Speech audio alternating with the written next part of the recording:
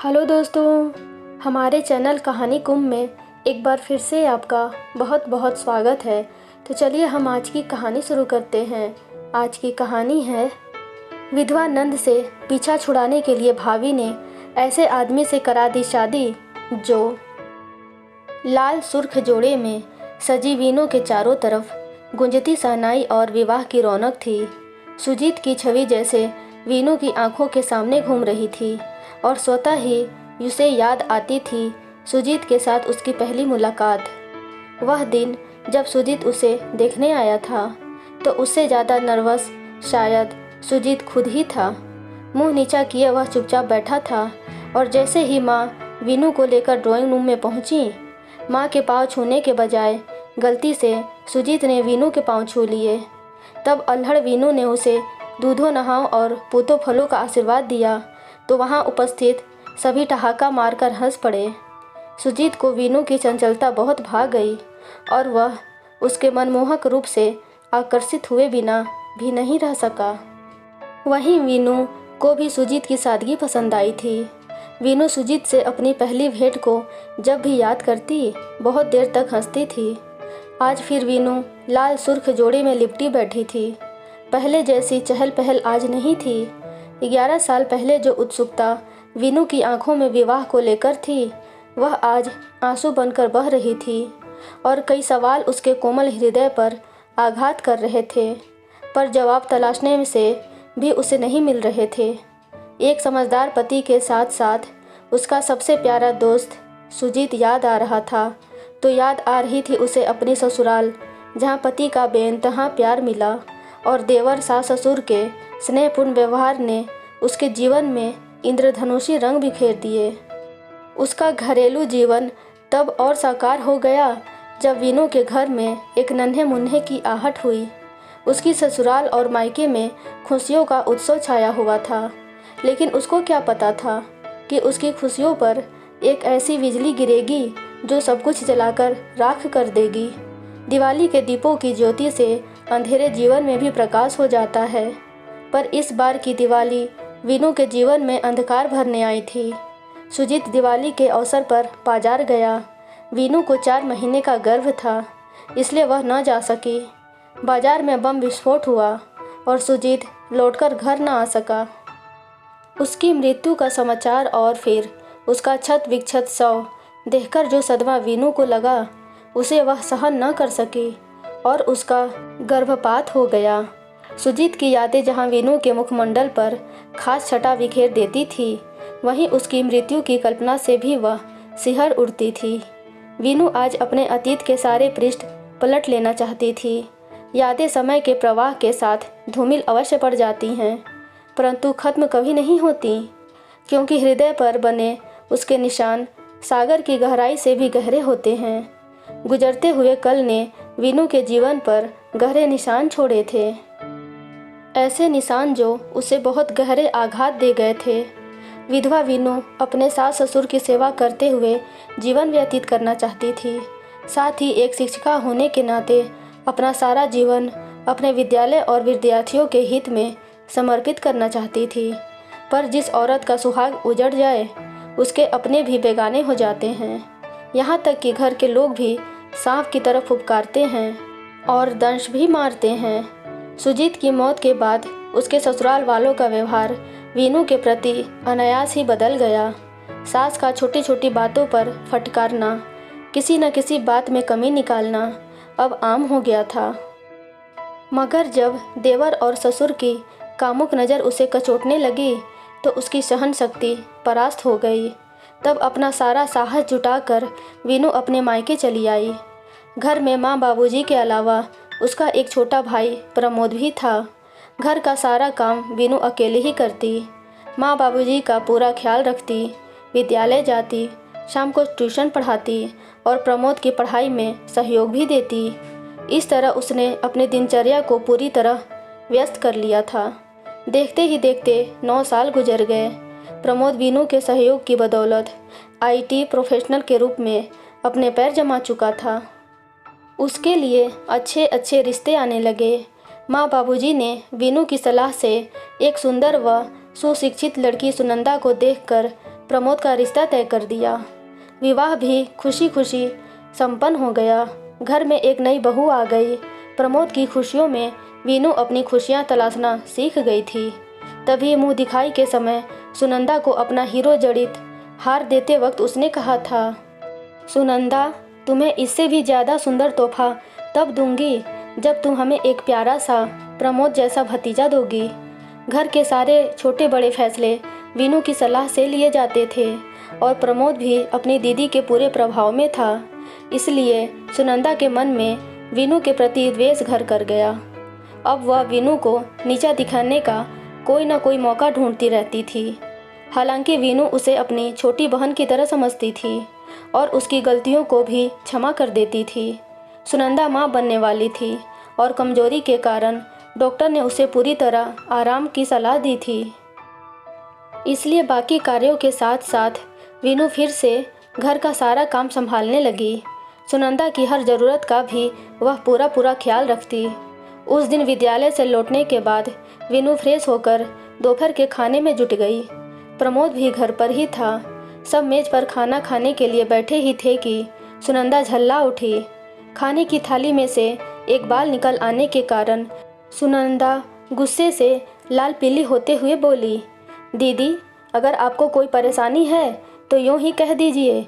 वैसे भी हमारी हैसियत तो है ही कि हम एक नौकरानी रख लें। आवेग में वीनू से यह कटु वचन बोलकर सुनंदा प्रमोद की सहानुभूति बटोरने के लिए अभिनय करती हुई धम से कुर्सी पर बैठ गई। प्रमोद ने सुनंदा को संभालते हुए तैस में आकर कहा, दीदी, जरा ध्यान से खाना बनाया कीजिए। सुनंदा को डॉक्टर ने जरा भी स्ट्रेस लेने से मना किया है। आपकी ऐसी हरकत की वजह से अगर हमारे बच्चे को कुछ हो गया तो। प्रमोद के ऐसे व्यवहार से सुनंदा को बल मिला और फिर उसने वीनू पर अपने बच्चे को गिराने का आरोप जड़ते हुए कहा, आप तो जब से मैं इस घर में आई हूँ कुछ न कुछ मेरे खिलाफ करती ही रहती हैं और आज जब मैं माँ बनने वाली हूँ तो जादू टोना करके हमारी होने वाली संतान को मारना चाहती हैं। अरे, शैतान भी एक बार खाए हुए नमक की लाज रख लेता होगा। और आप जिस घर में बरसों से रह रही हैं उसी घर की दीवारों की नींव को खोद देना चाहती हैं। वीनू ने जब खुद पर लगे आरोपों का विरोध करना चाहा तो प्रमोद ने उसे तमाचा जड़ दिया था। यह चोट सबसे गहरी थी और सबसे ज़्यादा दुखदाई था माँ बाबूजी का मूक दर्शक बने रहना। उस दिन एक विधवा की वेदना को वीनू पूरी तरह समझ गई थी। वीनू ने आवेग में आकर अकेली ही कहीं और मकान लेकर रहने का फैसला किया, पर बेंगलोर जैसे शहर में एक महिला का अकेले रहना कहाँ तक सुरक्षित था। यह सोचकर माँ बाबूजी ने उसे रोक लिया।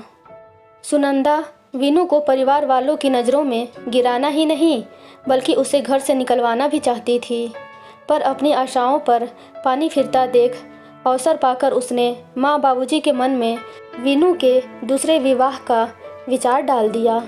माँ बाबूजी वीनू के लिए किसी उचित वर की तलाश में थे तो सुनंदा ने एक ऐसे लड़के का नाम भी उन्हें सुझाया।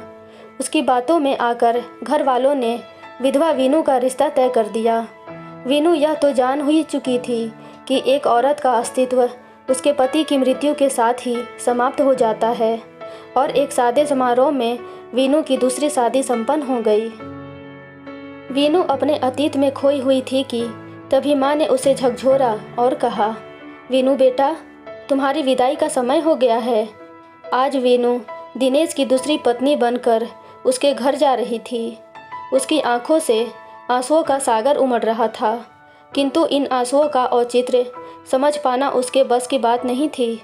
यह आंसू अपने उस घर से विदाई के थे जहाँ से वह 11 साल पहले ही विदा की जा चुकी थी। या एक विधवा की बदकिस्मती के वीनू स्वयं नहीं जानती थी। वीनू अब तक दिनेश से नहीं मिली थी। उसे केवल इतना बताया गया था कि वह पेशे से एक अकाउंटेंट है। उसकी पहली पत्नी की मृत्यु कुछ समय पहले हुई थी और दिनेश के 2 बच्चे हैं, रुद्र जो 8 वर्ष का है और परी 6 वर्ष की है। घर में दिनेश और बच्चों के अलावा माता पिता हैं। वीनू इस घर से खुश नहीं थी, पर विदाई के बाद ससुराल पहुंचते ही जब रुद्र और परी ने उसे नई मम्मी कहकर पुकारा तो वह गदगद हो गई। मातृत्व क्या होता है उसे यह खुशी नसीब नहीं हुई थी, मगर दोनों बच्चों के एक छोटे से उच्चारण ने उसके भीतर दबी हुई ममता को जागृत कर दिया। उसके सास ससुर का व्यवहार बेहद करुणामयी और विनम्र था। दिनेश से अब तक उसकी भेंट नहीं हुई थी।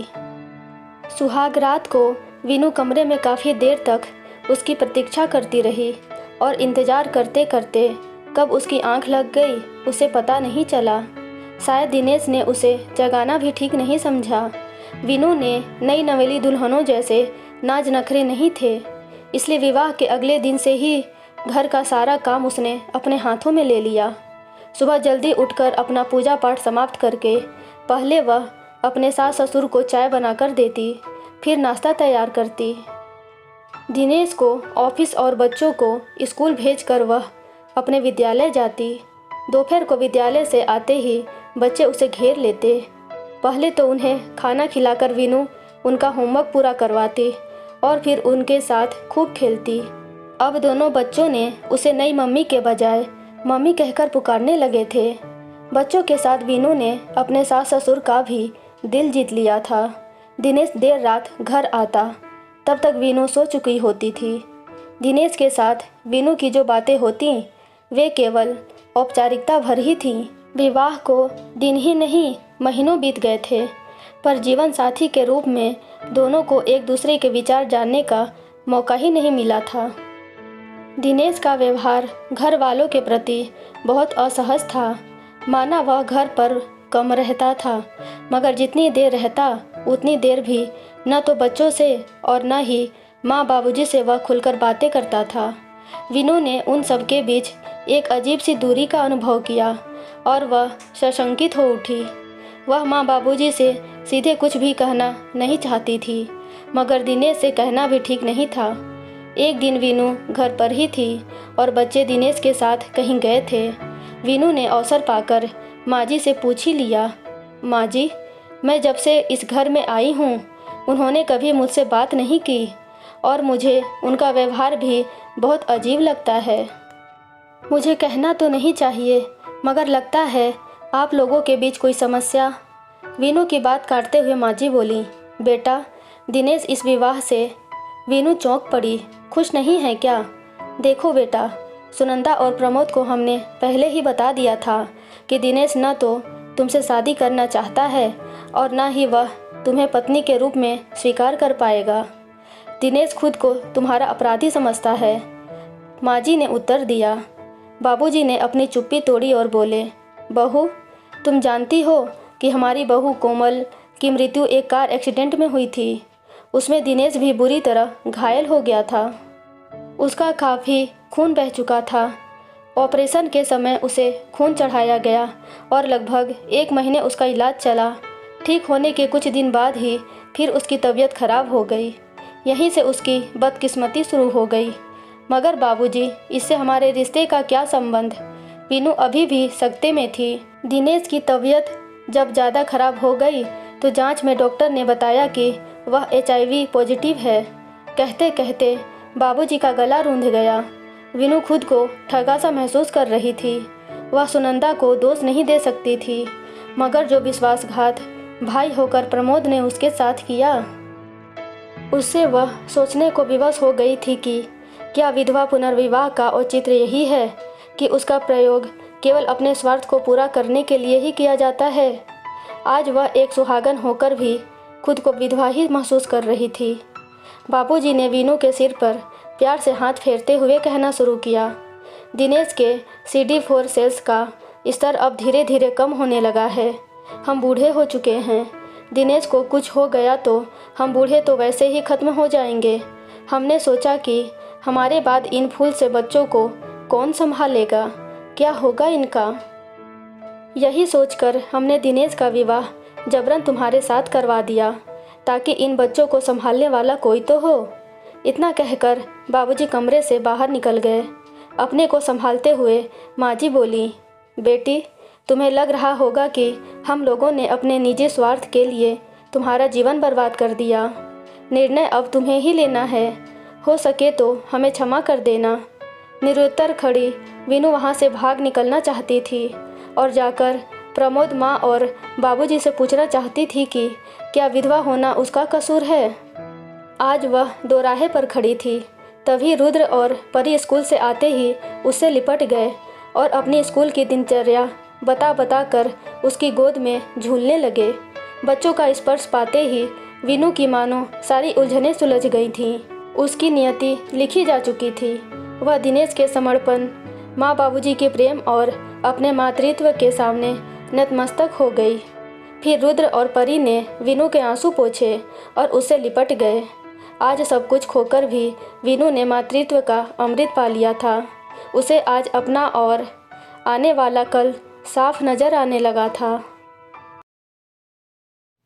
दोस्तों, आपको ये कहानी कैसी लगी प्लीज़ कमेंट में बताइएगा और ऐसी ही रोचक कहानियाँ पढ़ने और सुनने के लिए हमारे चैनल कहानी कुंभ को लाइक, शेयर एंड सब्सक्राइब ज़रूर करें। Thank you.